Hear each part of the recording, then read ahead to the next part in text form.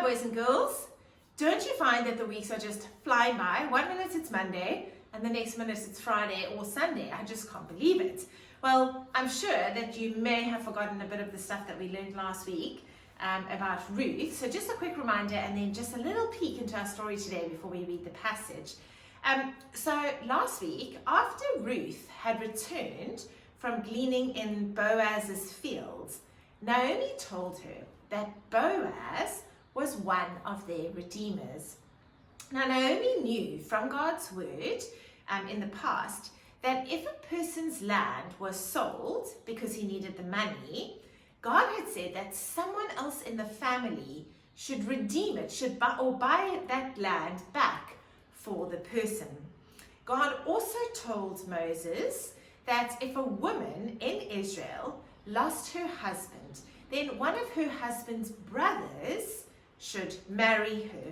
And these were God's laws that were set up in order to protect and to look after people. And so Naomi wanted Boaz to redeem, to rescue Ruth and Naomi, and to marry Ruth so that they could be cared for again. Boys and girls, this picture that we see in the book of Ruth of a redeemer is there to point us to something greater. Can you think of what it is?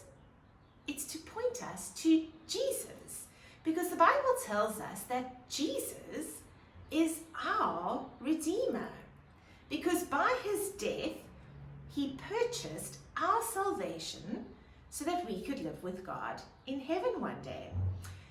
What you're going to see in our story today is that Boaz was actually not the first person in line to redeem Naomi and marry Ruth. There was actually another man who was a closer relative who first had to refuse. So they needed to find the person, speak to them, and he had to refuse to redeem them before Boaz could marry Ruth. So let's go and read the story and see what it's all about.